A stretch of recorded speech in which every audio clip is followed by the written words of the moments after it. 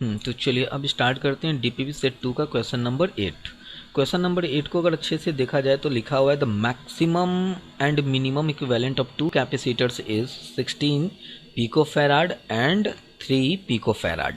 ठीक है, तो सबसे पहले वर्ड जो है ना मैक्सिमम, उसका क्या मतलब समझना है वो हमको समझना है। ठीक है, देखिए जब भी मैक्सिमम कैपेसिटेंस की बात हो रहा हो, कॉम्बिनेशंस की बात हो रहा हो कि किस कॉम्बिनेशंस में कैपेसिटेंस इक्विवेलेंट कैपेसिटेंस ज़्यादा होगा और किस में कम होगा, तो उसका सिंपल सी आंसर है कि जब भी हम पैरेलल में जोड़ते हैं, ठीक है, तो वहाँ पर इक्विवेलेंट कैपेसिटेंस हमेशा ग्रेटर होगा, और जब उसको हम सीरीज में जोड़ते हैं तो हमेशा वहाँ पर कैपेसिटेंस आपका स्मॉलर होगा।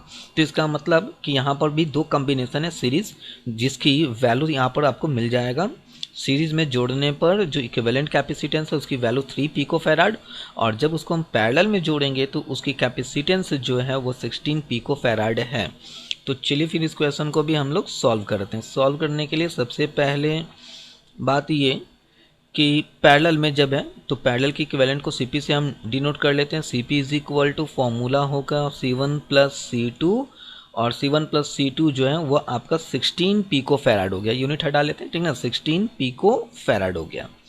चलिए अब बात करते हैं हम लोग कि जब ये सीरीज में है, तो सीरीज में है तो हम लोग लिखेंगे यहाँ पर C1 into C2 by C1 plus C2। ठीक है, और इसकी जो वैल्यू दिया जा रहा है वह है 3 पिको फैराड। अब बेटर यहाँ पे समझ में आ रहा होगा कि C1 C2 divided by C1 plus C2 की जो वैल्यू है वो 16 है, इज इक्वल टू 3 लिख डालते हैं तो C1 into C2 is equal to कितना आ जाएगा, तो 16 इंटू 3 इज इक्वल टू 48। ठीक है, फिर यहाँ पर हमको C1 और C2 की वैल्यू मिल जा रहा, ठीक ना। जब C1 C2 की वैल्यू मिल जा रहा तो क्वेश्चंस को सॉल्व करने के लिए या C1 और C2 की जो वैल्यू है उसको कैलकुलेट करने के लिए बिल्कुल इस तरह का एक और साइमल्टेनियस इक्वेशन बनना चाहिए। तो इसके लिए हम लोग फिर से यहाँ पर देखते हैं कि जब C1 प्लस C2 है ही तो आप C1 माइनस C2 निकालिए। तो C1 माइनस C2 का whole square is equal to क्या लिख सकते हैं हम लोग, C1 प्लस C2 इसकी होल स्क्वायर लिखें माइनस 4C1 इंटू C2 लिख लिए।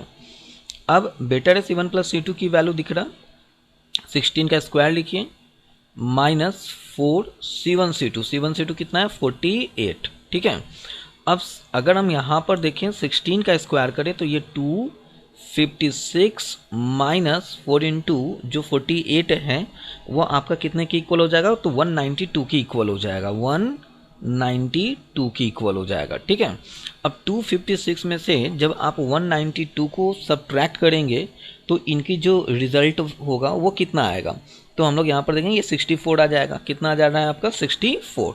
तो लिख लेते हैं यहाँ पर C1 माइनस C2 की जो होल स्क्वायर है वो हो गया आपका 64, और जब ये 64 है तो C1 माइनस C2 जो है वो कितने की इक्वल आ जाएगा, तो इसकी वैल्यू जो मिलेगा वो होगा आपका 8। ठीक है, और इसको आप इक्वेशन नंबर 2 लिख डालिए।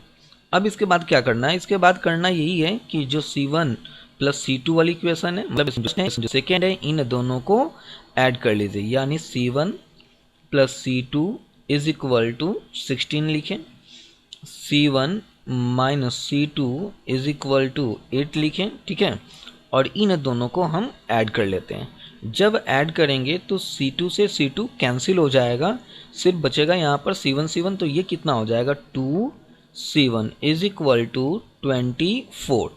अब अगर हम C1 की वैल्यू कैलकुलेट करें तो वो कितना आ जाएगा 12 आएगा, 12 जिसको पिको फैराड लिख डालते हैं। ठीक ना, तो C1 की वैल्यू हम लोग को मिल गया 12 पिको फैराड।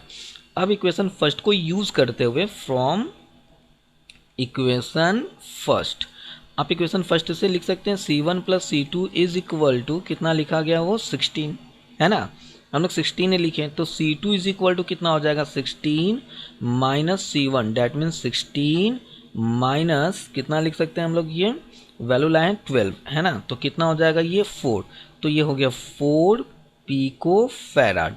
डेट मीन्स कि C2 की जो वैल्यू है वो कितना आ रहा है, तो 4 पिको फैराड। तो इस तरह से C1 की वैल्यू मिल गया और C2 की वैल्यू भी मिल गया। ठीक है, तो चलिए भाई इस क्वेश्चन का भी